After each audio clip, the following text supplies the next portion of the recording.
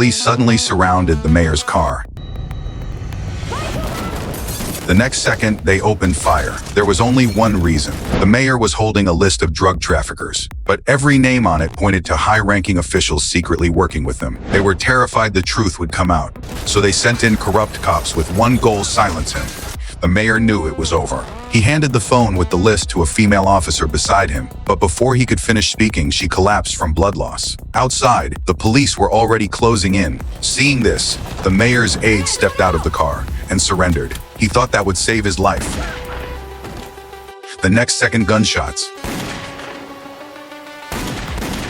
It was over. The corrupt cops got back into their cars and drove off. At the scene, only a bullet-riddled vehicle and several bodies remained. No one knows how much time passed. The female officer, hidden beneath the mayor's body, finally woke up. She found the phone, opened the list, and forced every single name into her memory.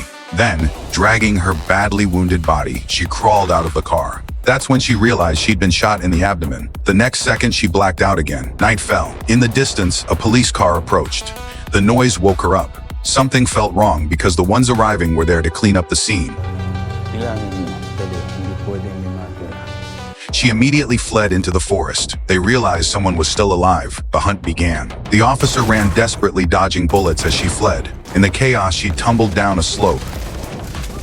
By sheer luck, she hid behind a cluster of rocks. When the police reached the area, it was pitch black. They didn't dare go down. The next morning, the leader of the corrupt cops arrived in person. He brought more officers and police dogs. They sealed off the mountain and began a full search. Before long, they found a blood-stained piece of cloth. It was what the officer had used to bandage her wound, which meant she was still alive. At that moment, the officer was hiding by the water, barely regaining her strength. Suddenly, a little girl approached, a local child. Seeing the wound, the girl pulled out several leaves to stop the bleeding. She helped bandage it. The officer was about to ask how to get out of the forest when the girl suddenly covered her mouth.